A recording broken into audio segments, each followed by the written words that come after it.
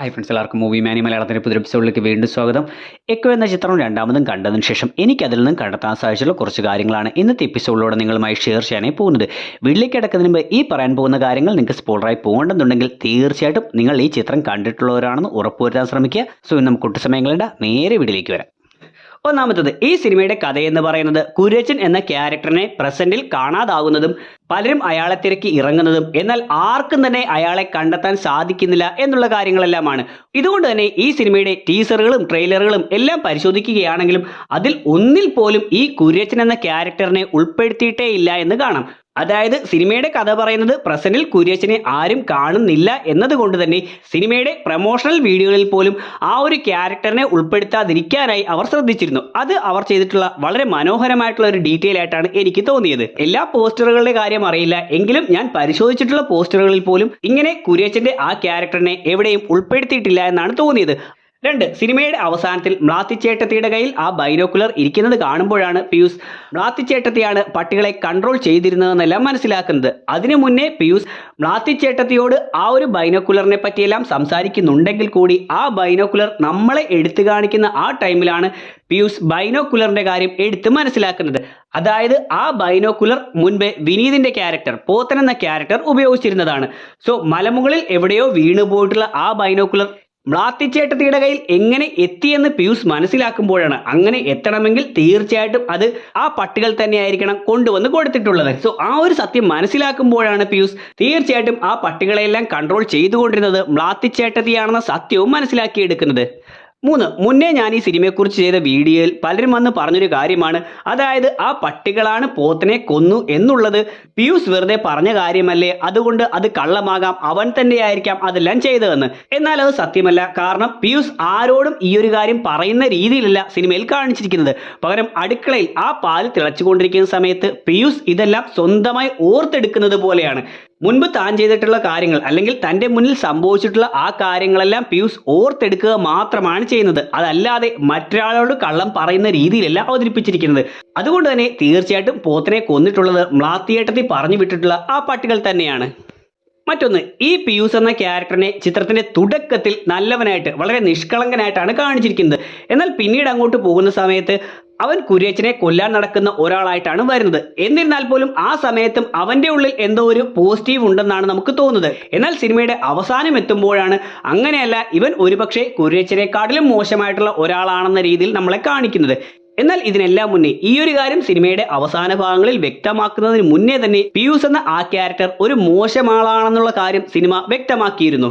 അതായത് ആ പോത്തൻ മരണപ്പെടുന്ന സമയത്ത് അതിന് തൊട്ടു മുന്നേ പിയൂസും പോത്തനും ആ ഒരു പട്ടിയുടെ അടുത്തിരിക്കുന്ന സമയം ആ പട്ടിയെ കെട്ടിയിരിക്കുന്ന അവസ്ഥയിലാണെന്ന് പിയൂസ് കാണുന്നതാണ്.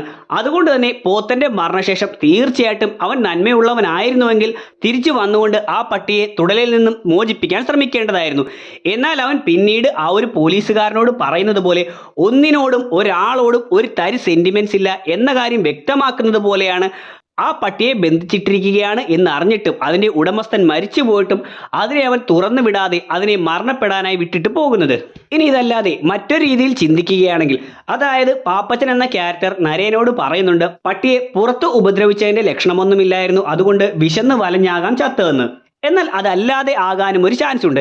അതായത് ഈ പോത്തൻ എന്ന ക്യാരക്ടർ പിയൂസിന് മദ്യം കൊണ്ട് കൊടുക്കുന്നതായി കാണാം. ആ സമയം ആ മദ്യം കുടിക്കാതെ പിയൂസ് അവിടെ ഒഴുക്കിക്കളയുകയും ആ സമയം പട്ടി അങ്ങോട്ടേക്ക് തന്നെ നോക്കുന്നതായും എടുത്തു കാണിക്കുന്നുണ്ട്. സോ ആ സമയം പോത്തൻ പിയൂസിനെ കൂടെ നിർത്താനായി ശ്രമിക്കുന്നതായി കാണിക്കുന്നുണ്ടെങ്കിലും ഈ സിനിമയിലെ ഒട്ടുമിക്ക ക്യാരക്ടറുകളും പരസ്പരം ചതിക്കുന്നവരാണ്, പരസ്പരം വിശ്വാസമില്ലാത്തവരാണ്. അതുകൊണ്ട് ഈ പോത്തൻ കുര്യച്ചനെയും തന്നെയും കൊല്ലാനായി നടക്കുന്ന പിയൂസിനെ കൊല്ലാനായിട്ടോ മയക്കി കെടുത്താനായിട്ടോ ഒരു പക്ഷേ ആ ഒരു ഗ്ലാസ്സിലെ മദ്യത്തിൽ വിഷമോ മയക്കുമരുന്നോ മറ്റോ കലർത്തിയിരിക്കാം. സോ ആ മദ്യം അവിടേക്ക് അങ്ങനെ പിയൂസ് ഒഴുക്കിക്കളയുന്ന സമയത്ത് ഈ പട്ടി അത് കാണുകയും പിന്നീട് അവിടെ ബന്ധിച്ചിരിക്കുന്ന അവസ്ഥയിലായതുകൊണ്ട് മറ്റ് മാർഗമില്ലാതെ ആ മദ്യം നക്കി കുടിക്കുകയോ മറ്റോ ചെയ്തിരിക്കാം. ഒരുപക്ഷെ അതിൽ വിഷം ഉണ്ടായിരുന്നുവെങ്കിൽ അത് ചെന്ന് മരണപ്പെടുകയോ അല്ലെങ്കിൽ അത് കഴിച്ച് ബോധം കെട്ടു പോവുകയോ ആ ഒരു അവസ്ഥയിൽ പെട്ടുകൊണ്ടായിരിക്കാം മരണപ്പെടുന്നത്. അതുപോലെ പിയൂസ് ആ മദ്യത്തിൽ വിഷമോ മയക്കുമരുന്നോ ഉണ്ടെങ്കിൽ ആ പട്ടി ചത്തു പോകട്ടെ എന്നുള്ള രീതിയിലും മനഃപൂർവ്വം അവിടെ ഒഴിച്ചു കളയാനും ചാൻസ് ഉണ്ട്. കാരണം സിനിമയിൽ തന്നെ പിയൂസ് മയക്കുമരുന്ന് കലർന്ന വെള്ളം കൊടുത്ത് പോലീസുകാരെ മയക്കിക്കെടുത്തുകയും പിന്നീട് അവരെ മരത്തിൽ കെട്ടിയിട്ടുകൊണ്ട് അവിടെ കിടന്ന് വിശന്ന് വലഞ്ഞ് ചാകട്ടെ എന്നുള്ള രീതിയിൽ വിടാനും ശ്രമിക്കുന്നതായി കാണിച്ചിട്ടുണ്ട്. സോ പട്ടിയുടെ മരണം വിശന്ന് വലഞ്ഞ് മാത്രമാണ് എന്നാണ് ചിത്രത്തിൽ പറഞ്ഞതെങ്കിലും ആ മദ്യം പിയൂസ് അവിടെ ഒഴുക്കിക്കളയുന്നതും അത് പട്ടി കാണുന്നതും നമ്മളെ എടുത്തു തന്നെ കാണിച്ചതിലൂടെ ആ വിഷമോ മറ്റോ കലർന്ന മദ്യം കഴിച്ചാണ് പട്ടി മരണപ്പെട്ടതെന്നും അങ്ങനെ പട്ടി മരണപ്പെടട്ടെ എന്ന് കരുതി തന്നെയാണ് പിയൂസ് ചെയ്തതെന്നും എന്നീ സാധ്യതകളും നമുക്ക് ഒഴിവാക്കാൻ കഴിയില്ല. അടുത്തത്, മ്ലാത്തിച്ചേട്ടത്തിയുടെ മകൻ വീട്ടിൽ വന്നുകൊണ്ട് കുര്യച്ചൻ മരണപ്പെട്ടു പോയെന്ന് ഉറപ്പിക്കാം, ആളെ ഇത്രയും നാളായിട്ട് കണ്ടിട്ടില്ലെങ്കിൽ മരണപ്പെട്ടതായി ഉറപ്പിക്കാം എന്ന് പറയുന്ന സമയം ശ്രദ്ധിക്കുകയാണെങ്കിൽ കുര്യച്ചൻ മരണപ്പെട്ടു എന്ന് പറയുന്ന ആ സെക്കൻഡിൽ കൃത്യമായി ആ സമയം മ്ലാത്തിച്ചേട്ടത്തി പുറത്തേക്ക് നോക്കുന്നതായും ആ പുറത്തേക്ക് നോക്കുന്നത് സിനിമയുടെ അവസാനത്തിൽ ബൈനോക്കുലർ വെച്ച് കുര്യച്ചനെ നിരീക്ഷിച്ചുകൊണ്ടിരിക്കുന്ന ആ ഒരു സ്ഥലത്തേക്കാണെന്ന് കാണാം. അതായത് മകൻ കുര്യച്ചൻ മരണപ്പെട്ടു എന്ന് ഉറപ്പിക്കാം എന്ന് പറയുന്ന സമയം കുര്യച്ചൻ മരണപ്പെട്ടിട്ടില്ല എന്നുള്ള രീതിയിൽ കുര്യച്ചൻ ഇരിക്കുന്ന ആ ഒരു സ്ഥലത്തേക്കാണ് മ്ലാത്തിച്ചേട്ടത്തി നോക്കുന്നത്. സിനിമയുടെ അവസാന ഭാഗത്ത് മ്ലാത്തിച്ചേട്ടത്തിയുടെ അടുത്തേക്ക് പിയൂസ് വരുമ്പോൾ അവിടെ നിന്നും ഒരു മുളപ്പാത്രം കിട്ടുകയും അതിൽ അരി വേവിച്ചിരിക്കുന്നതായും കാണുന്നുണ്ട്. ഇത് ഈ മുളപ്പാത്രത്തിലാണ് പട്ടികൾ കുര്യച്ചന് ഭക്ഷണം കൊണ്ട് കൊടുക്കുന്നത് എന്നതിനെയാണ് സൂചിപ്പിക്കുന്നത്. ഇതുകൂടാതെ സിനിമയുടെ തുടക്കത്തിൽ പിയൂസ് ആ വീടിന്റെ മുറ്റമെല്ലാം തൂക്കുന്നതായും മറ്റും കാണിക്കുന്ന സമയത്തും അവിടെ പിയൂസിന് ഇത്തരമൊരു മുളപ്പാത്രം കിടന്ന് കിട്ടുന്നതായും പിയൂസ് അതെടുത്ത് എറിയുന്നതായും കാണിക്കുന്നുണ്ട്. ഇതിലൂടെ സിനിമയുടെ തുടക്കത്തിൽ തന്നെ കുര്യച്ചന് പട്ടികൾ ഭക്ഷണം കൊണ്ട് കൊടുക്കുന്നുണ്ട് എന്നുള്ള കാര്യം വ്യക്തമാക്കിയിരുന്നു. മറ്റൊന്ന്, ബിനു പപ്പുവിന്റെ SI ക്യാരക്ടർ പിയൂസിനെ പിടിക്കാൻ നോക്കുന്ന സമയത്ത് പറയുന്നുണ്ട് ഡിവൈഎസ്പിയും കൂട്ടരും വെയിറ്റിംഗിലാണ്, നമുക്ക് പെട്ടെന്ന് പോകണമെന്ന്. ഈ ഡിവൈഎസ്പി ആരാണെന്ന് ചിത്രത്തിൽ എവിടെയും എടുത്ത് കാണിച്ചിട്ടില്ല. ഒരുപക്ഷെ നരേൻ അത് ആകാൻ ചാൻസ് ഉണ്ട്. എന്നിരുന്നാലും നരേന്റെ ക്യാരക്ടർ അയാൾ നേവിയിൽ നിന്ന് വന്നിട്ടുള്ളതാണ് എന്ന് പറയുന്നത് വിശ്വസിക്കാനാണ് എനിക്ക് കൂടുതൽ താല്പര്യം. കാരണം നരേന്റെ കൂടെയുള്ള പാപ്പച്ചൻ എന്ന ക്യാരക്ടർ ഒരു പോലീസുകാരനായതുകൊണ്ട് നരേൻ ഒരു ഡിവൈഎസ്പി ആയിരുന്നെങ്കിൽ ഏതെങ്കിലും വകയിൽ റിട്ടയർ ആണെങ്കിൽ കൂടി പാപ്പച്ചൻ ആ കാര്യങ്ങൾ മനസ്സിലാക്കേണ്ടതായിരുന്നു. എന്നിരുന്നാലും നരേന്റെയും ബിനു പപ്പുവിന്റെയും ക്യാരക്ടറുകൾ തമ്മിൽ എന്തെല്ലാമോ കണക്ഷൻ ഉണ്ടായിരുന്നു എന്നുള്ളത് ഉറപ്പാണ്. അതായത് സിനിമയുടെ തുടക്കത്തിൽ നരേന്റെ ഇൻട്രൊഡക്ഷൻ സീനിൽ പാപ്പച്ചൻ നിർബന്ധിച്ച് പിയൂസിനെ കാറിൽ കയറ്റിക്കൊണ്ട് പോകുമ്പോൾ ആ കാറ് അവിടെ നിന്ന് പുറപ്പെടുന്ന അതേ സമയത്താണ് പോസ്റ്റിലിരിക്കുന്ന ഒരാൾ ആ ബൾബ് തറയിലേക്ക് എറിഞ്ഞ് പൊട്ടിക്കുന്നതായും ആ സമയം ബിനു പപ്പു മ്ലാത്തിച്ചേട്ടത്തിയുടെ വീട്ടിലേക്ക് പുറപ്പെടാനും ശ്രമിക്കുന്നത്. അതായത് പിയൂസിനെ അവിടെ നിന്ന് മാറ്റേണ്ട കാര്യം നരേൻ ചെയ്യുകയും ബിനു പപ്പു ഈ ടൈമിൽ മ്ലാത്തിച്ചേട്ടത്തിയുടെ വീട്ടിലേക്ക് കുര്യച്ചനെ തേടി ഇറങ്ങുകയും ചെയ്യുകയായിരുന്നു ഇവരുടെ പ്ലാൻ. ഇതല്ലാതെയും ഇവർ തമ്മിലുള്ള ബന്ധം കാണിച്ചു തരുന്ന മറ്റൊരു സീനുണ്ട്. അതായത് ബിനു പപ്പുവും കൂടെയുള്ളയാളും പിയൂസിന്റെ യഥാർത്ഥ ഐഡന്റിറ്റി അതല്ല എന്ന് തിരിച്ചറിഞ്ഞതിന് ശേഷം വരുന്നൊരു സീനിൽ നരേൻ മണികണ്ഠൻ എന്നാണ് പിയൂസിന്റെ യഥാർത്ഥ ഐഡന്റിറ്റി എന്ന് കണ്ടെത്തുകയും ഈ സമയം പോലീസിലുള്ള ചില ആളുകൾ വഴിയാണ് താൻ ഇത് അറിഞ്ഞതെന്ന് പറയുന്നുമുണ്ട്. ഇതെല്ലാം തന്നെ നേവിയിലുള്ള നരേനും പോലീസിലുള്ള ബിനു പപ്പുവിന്റെ ക്യാരക്ടറും എല്ലാം ഈ ഒരു പ്ലാനിൽ ഒരുമിച്ചായിരുന്നു എന്ന് മനസ്സിലാക്കാം. അടുത്തത്, നരേനും പാപ്പച്ചനും തിയേറ്ററിൽ വെച്ച് പേൾ വ്യൂ മർഡർ കേസ് എന്നൊരു ചിത്രം കാണുന്നതായും അതിനെക്കുറിച്ച് സംസാരിക്കുകയും മറ്റും ചെയ്യുന്നുണ്ട്. ആ സമയം ബാക്ക്ഗ്രൗണ്ടിലായി ആ സിനിമയുടെ ചില ഡയലോഗുകൾ നമുക്ക് കേൾക്കാം. അതിൽ ആ സമയം പറഞ്ഞുകൊണ്ടിരിക്കുന്നത് ഒരു കൊച്ചുകുട്ടി എനിക്ക് കുറച്ച് ഭക്ഷണം വാങ്ങി തരാമോ എന്ന് ആരോടോ ചോദിക്കുകയും ആ സമയം ആ മുതിർന്നയാൾ ഞാൻ വാങ്ങിച്ചു തന്നാൽ നീ എനിക്ക് പകരം എന്ത് തരും എന്ന് ചോദിക്കുകയുമാണ് ചെയ്യുന്നത്.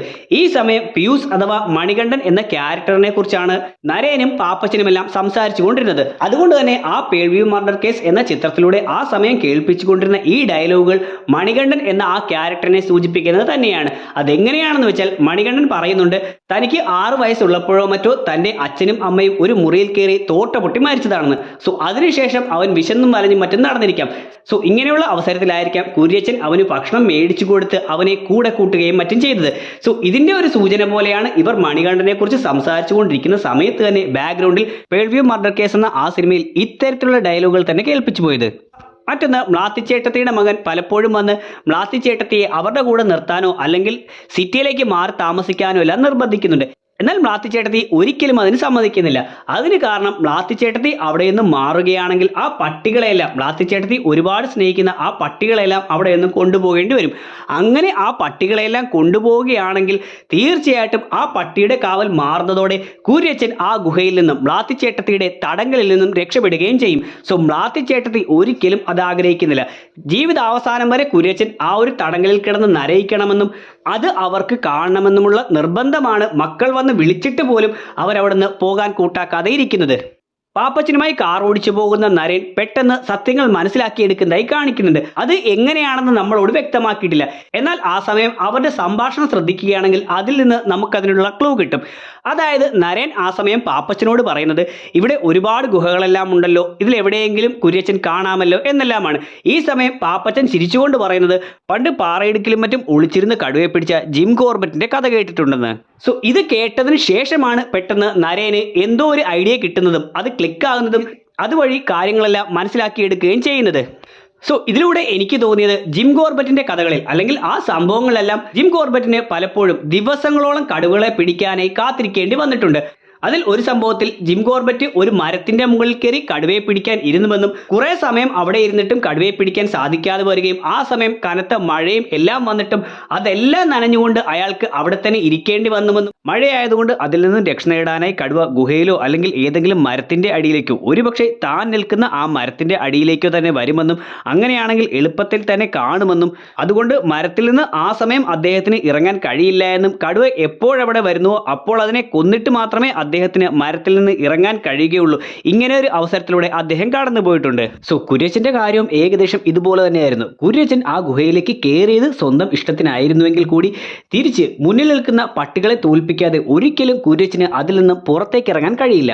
അതുകൊണ്ട് പാപ്പച്ചൻ ജിം കോർബറ്റിന്റെ കഥകളെപ്പറ്റി പറഞ്ഞ സമയത്ത് പെട്ടെന്ന് ജിം കോർബറ്റിന്റെ ഇത്തരം കഥകളെപ്പറ്റി ഓർത്തെടുക്കുകയും അതിലൂടെ കുര്യച്ചന് ഇങ്ങനെയായിരിക്കാം സംഭവിച്ചത് എന്ന് നരയൻ കണക്കൂട്ടിയെടുത്തതാകാം നമ്മളിവിടെ കണ്ടത്. മറ്റൊന്ന്, മലേഷ്യയിൽ വെച്ച് സോയിയുടെ അല്ലെങ്കിൽ മ്ലാത്തിച്ചേട്ടത്തിയുടെ ഭർത്താവ് പറയുന്നുണ്ട്, ഞങ്ങൾ പരമ്പരാഗതമായി ഈ ബ്രീഡുകളെ വികസിപ്പിച്ചെടുത്ത് വന്നതാണ്, മറ്റൊരു പെൺപട്ടിയുടെ പുറത്ത് ഇവന്മാർ അതുകൊണ്ട് നോക്കില്ല എന്ന്. സോ ഇതുകൊണ്ടാണ് പോത്തൻ മറ്റൊരു ബ്രീഡിലുള്ള അത്രയും ഹീറ്റായി നിൽക്കുന്ന ഒരു പട്ടിയെ കൊണ്ടുവന്നിട്ടിട്ട് പോലും ഇവർ പരമ്പരാഗതമായി വളർത്തി വന്നിട്ടുള്ള ആ പട്ടിയുടെ പരമ്പരയിലുള്ള പട്ടികൾ ഒന്നും തന്നെ അല്ലെങ്കിൽ മ്ലാത്തിച്ചേട്ടത്തെയും അതുപോലെ തന്നെ കൺട്രോൾ ചെയ്തു വരുന്ന പട്ടികൾ ഒന്നും തന്നെ പോത്തന്റെ ആ പട്ടിയുടെ അടുത്തേക്ക് പോകാതിരുന്നത്. കൂടാതെ ഈ ഒരു കാര്യം ഒന്നുകൂടി വ്യക്തമാക്കുന്നത് പോലെ മലേഷ്യയിലെ കഥകൾ കാണിക്കുന്ന സമയത്ത് സോയിയുടെ ഭർത്താവ് സോയിക്ക് പട്ടികളെ പരിശീലിപ്പിക്കുന്നതിനെ പറ്റി കാണിച്ചു കൊടുക്കുന്നുണ്ട്. ഒരു പട്ടി കുരയ്ക്കുന്ന സമയത്ത് സോയിയുടെ ഭർത്താവ് കൈകൊണ്ട് കാണിക്കുമ്പോൾ ആ പട്ടി കുര നിർത്തുന്നതായും സോയിയുടെ അങ്ങനെ കാണിക്കാൻ പറയുകയും സോയി അത് ചെയ്യുന്ന സമയത്ത് പട്ടി കൺട്രോളിലാകുന്നില്ല എന്നും കാണിക്കുന്നുണ്ട്. സോ എന്നിരുന്നാലും ആ പട്ടിക്കുട്ടികളുമായി ഇന്ത്യയിലേക്ക് എത്തിയതിനു ശേഷം തന്റെ ഭർത്താവ് പഠിപ്പിച്ചത് അനുസരിച്ചായിരിക്കാം സോയി അല്ലെങ്കിൽ മ്ലാത്തിച്ചേട്ടത്തി ഈ പട്ടികളെല്ലാം പരിശീലിപ്പിച്ചിരുന്നത്. അതുകൊണ്ടാണ് മ്ലാത്തിച്ചേട്ടത്തിക്കും തന്റെ ഭർത്താവിനെ പോലെ തന്നെ പട്ടികളെ കൺട്രോൾ ചെയ്യാൻ കഴിഞ്ഞതും അവരെയും ഇങ്ങനെ മറ്റു പട്ടികളെ തേടി പോകാത്ത അവസ്ഥയിൽ കൺട്രോളിൽ നിർത്താൻ സാധിച്ചതും. അടുത്തത്, ഈ സിനിമയുടെ പേരിന്റെ അർത്ഥത്തെക്കുറിച്ച് കഴിഞ്ഞ വീഡിയോയിൽ പറഞ്ഞിരുന്ന സമയത്ത് ഞാൻ പറഞ്ഞതാണ്, ഇത് എക്കോസിസ്റ്റം എന്നതിനെ സൂചിപ്പിക്കുന്ന പോലെ എക്കോ എന്ന് വരാം, പ്രതിധ്വനി എന്നതുപോലെയുള്ള എക്കോ എന്ന് വരാം, അതല്ലെങ്കിൽ ജപ്പാനീസിൽ കർമ്മ കൈമാറ്റം എന്നുള്ള അർത്ഥത്തിലും വരാമെന്നല്ല. സോ ചിലർ ഇതിനെ സംസ്കൃതം മാത്രമാണ്, സംസ്കൃതത്തിൽ എക്കോ എന്ന് വെച്ചാൽ ഏക എന്ന അർത്ഥമാണ്, അതുകൊണ്ട് സംസ്കൃതം മാത്രമാണ് എന്നെല്ലാം പറയുന്നുണ്ട്.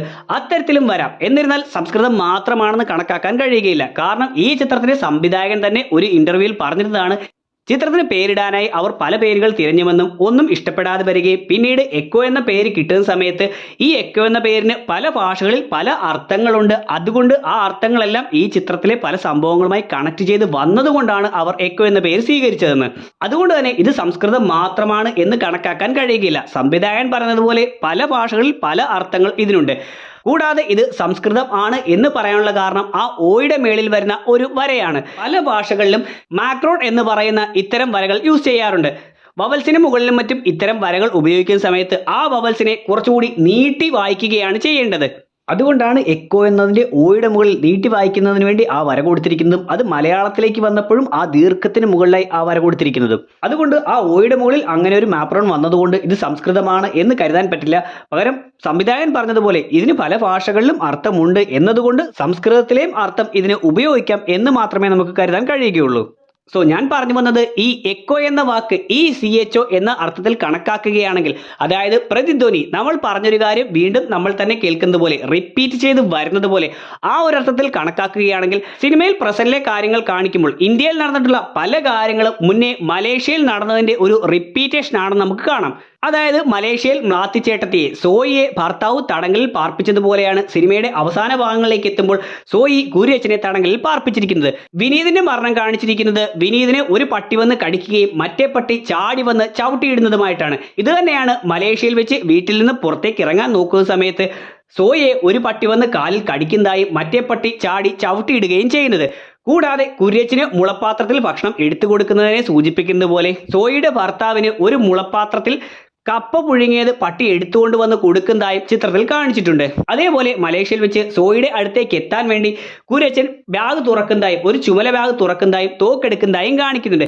ഇതേപോലെ തന്നെയാണ് ഇന്ത്യയിലെ സീനിൽ ഈ സിനിമയുടെ അവസാന ഭാഗത്തേക്ക് എത്തുമ്പോൾ അതുപോലെ തന്നെയുള്ള ഒരു ചുവന്ന ബാഗിൽ നിന്നും മ്ലാത്തിച്ചേട്ടത്തെ കൊല്ലാനായി പിയൂസ് ഒരു കത്തി എടുക്കുന്നതായി കാണിക്കുന്നത്. കൂടാതെ മലേഷ്യയിൽ വെച്ച് സോയിക്ക് ഫോട്ടോ എടുത്തൊന്നും പരിചയമില്ല എന്ന് പറയുമ്പോൾ കുര്യച്ചൻ ക്യാമറയുടെ അകത്തൂടെ അവളെ നോക്കുന്ന ഒരു സീനുണ്ട്. ഇതിന്റെ നേരെ ഓപ്പോസിറ്റ് ആയിട്ടാണ് സിനിമയുടെ ഏറ്റവും ഒടുവിൽ ആ ബൈനോക്കുലറിന്റെ അകത്തുകൂടി സോയി അഥവാ മ്ലാത്തിച്ചേട്ടത്തി കുര്യച്ചനെ നോക്കിക്കൊണ്ടിരിക്കുന്നതായി കാണിക്കുന്നതും. ഇങ്ങനെ മലേഷ്യയിലുള്ള പല കാര്യങ്ങളുടെയും ഒരു റിപ്പീറ്റേഷൻ തന്നെയാണ് ഇന്ത്യയിൽ നടക്കുന്നതായി കാണിച്ചത്. സോ അത് ഈ സിനിമയുടെ എക്കോ എന്ന പേര്, പ്രതിധ്വനി അല്ലെങ്കിൽ പ്രതിഫലനം എന്നുള്ള രീതിയിലെല്ലാം അർത്ഥമാക്കുന്ന എക്കോ എന്ന ഇംഗ്ലീഷ് വാക്കുമായി സാമ്യമായി വരാൻ ചാൻസ് ഉണ്ട് എന്നും അർത്ഥമാക്കുന്ന കാര്യങ്ങളാണ്. അടുത്തത് ഞാൻ പറഞ്ഞതുപോലെ കുര്യച്ചൻ ആ പട്ടികളെ കൊല്ലാനായി തോക്കെടുക്കുന്നത് ഒരു ചുവന്ന ബാഗിൽ നിന്നാണ്. സിനിമയുടെ അവസാനത്തിൽ പിയൂസ് ആ കത്തിയെടുക്കുന്നതും ഇത്തരത്തിലുള്ള ഒരു ചുവന്ന ബാഗിൽ നിന്ന് തന്നെയാണ്. ഈ രണ്ട് ബാഗുകളും ഒന്ന് തന്നെയാണെന്ന് ഉറപ്പില്ല. എന്നിരുന്നാലും കുര്യച്ചൻ പിയൂസിനെ ഒരുപാട് വിശ്വസിച്ചിരുന്നത് കൊണ്ട് ഒരുപക്ഷെ കുര്യച്ചനിൽ നിന്നും പിയൂസിന് കിട്ടിയിട്ടുള്ളതായിരിക്കാം ആ ബാഗ് എന്ന് കണക്കാക്കാം. കൂടാതെ ജപ്പാനീസ് ഭാഷയിൽ എക്കോ എന്ന വാക്കിന് കർമ്മ കൈമാറ്റം എന്ന് അർത്ഥമുള്ളത് കൊണ്ട് കുര്യച്ചന്റെ പല സ്വഭാവങ്ങളും പിയൂസിന് കൈമാറി വന്നതുപോലെ കുര്യച്ചന്റെ സാധനങ്ങളും പിയൂസിന്റെ കയ്യിലേക്ക് വന്നിട്ടുള്ളതുമാകും. അതേപോലെ ബിനു പപ്പുവിൻ്റെയും മറ്റും ക്യാരക്ടറുകളോട് ആ ഗുഹ തേടി ഇറങ്ങുന്നതിനെ പറ്റി പിയൂസ് സംസാരിക്കുന്ന സമയത്ത് അങ്ങനെയെങ്കിൽ നിങ്ങൾ ഈ വണ്ടി നാട്ടിൽ കൊണ്ട് ഇട്ടതിന് ശേഷം ബസ് പിടിച്ചു വരാനായി പറയുന്നുണ്ട്. ആ സമയം എന്തിനാണെന്ന് ചോദിക്കുമ്പോൾ അതാകുമ്പോൾ നിങ്ങൾ ഇവിടെ ഇല്ല എന്ന് മറ്റുള്ളവർ കരുതും എന്നാണ് പറയുന്നത്. സോ പിയൂസ് ഇവരെ കൊല്ലാൻ തീരുമാനിച്ചിരിക്കുന്നതുകൊണ്ട് ഇവർ ഇവിടെയെങ്ങും ആ ടൈമുകളിൽ ഇല്ലായിരുന്നു എന്ന് വരുത്തി തീർക്കുന്നതിനാണ് പിയൂസ് ആദ്യം തന്നെ ബുദ്ധിപരമായി ഇങ്ങനെയെല്ലാം പറയുന്നത്. അതേപോലെ സിനിമ ഉടനീളം നോക്കുകയാണെങ്കിൽ മ്ലാത്തി അല്ലെങ്കിൽ സോയി എന്ന ക്യാരക്ടർ ഒരിക്കൽ പോലും ഒരു കള്ളം പറയുന്നില്ല എന്ന് കാണാം. പോലീസുകാർ വന്ന് കുര്യച്ചനെ പറ്റി ചോദിക്കുമ്പോഴും ഞാൻ കുര്യച്ചനെ കൊന്നിട്ടില്ല എന്നാണ് പറയുന്നത്. അതേപോലെ കുര്യച്ചനോട് സംസാരിക്കുന്ന സമയത്തും വിനീതിന്റെ ക്യാരക്ടർ വരുമ്പോഴും എപ്പോഴും മ്ലാത്തിയുടെ സംസാരം ശ്രദ്ധിക്കുകയാണെങ്കിൽ ഒരിക്കൽ പോലും മ്ലാത്തി ഒരു കള്ളം പറഞ്ഞിട്ടേ ഇല്ല എന്ന്, പറയുന്ന കാര്യങ്ങളെല്ലാം വ്യക്തമായി സത്യമായിട്ടുള്ള കാര്യങ്ങൾ തന്നെയാണെന്ന് മനസ്സിലാക്കാം. സോ ഇതുകൊണ്ടായിരിക്കാം മ്ലാത്തി എന്ന ക്യാരക്ടറിന്റെ യഥാർത്ഥ പേരായി സോയി എന്ന് പറയുന്നത്. സോയി എന്ന പേരിന്റെ അർത്ഥം പ്യുവർ, ജോയ് എന്നെല്ലാമാണ്. അതിലെ പ്യുവർ എന്ന് പറയുന്നത് ശുദ്ധമായത് എന്നാണ്. സോ പല കാര്യങ്ങളും ഈ ഒരു ക്യാരക്ടർ മറയ്ക്കുന്നുണ്ടെങ്കിൽ പോലും ഒരിക്കൽ പോലും കള്ളം ഈ ഒരു ക്യാരക്ടർ പറയുന്നില്ല. അതുകൊണ്ടായിരിക്കാം അത്തരത്തിലുള്ള ഒരു പേര് തന്നെ ഈ ഒരു ക്യാരക്ടറിനായി ഇവർ സെലക്ട് ചെയ്തത്. സോ ഞാനിവിടെ പറഞ്ഞ കാര്യങ്ങൾ മാത്രമല്ല, ഈ ഒരു മാസ്റ്റർ പീസ് ചിത്രത്തിൽ നിന്നും ഒരുപാട് ഹിഡൻ ഡീറ്റെയിൽസുകൾ നമുക്ക് ഇനിയും കണ്ടെത്താൻ സാധിക്കും. ഒരുപക്ഷെ OTT വന്നതിന് ശേഷം അത്തരം കാര്യങ്ങൾ കണ്ടെത്താൻ ശ്രമിക്കാം. അതുവരെ വീഡിയോ ഇവിടെ അവസാനിക്കുകയാണ്. വീഡിയോ നിങ്ങൾക്ക് ഇഷ്ടമായിട്ടുണ്ടെങ്കിൽ ലൈക്ക് ചെയ്യാനും ഷെയർ ചെയ്യാനും സബ്സ്ക്രൈബ് ചെയ്യാനും ശ്രമിക്കുക. ഈ വീഡിയോയെക്കുറിച്ചുള്ള നിങ്ങളുടെ അഭിപ്രായങ്ങളും സിനിമയെക്കുറിച്ചുള്ള നിങ്ങളുടെ അഭിപ്രായങ്ങളും തീർച്ചയായിട്ടും വീഡിയോയുടെ കമന്റ് സെക്ഷനിൽ ഉൾപ്പെടുത്തുക. നമുക്ക് അടുത്ത എപ്പിസോഡിലൂടെ കാണാം. അതുവരെ ബൈ.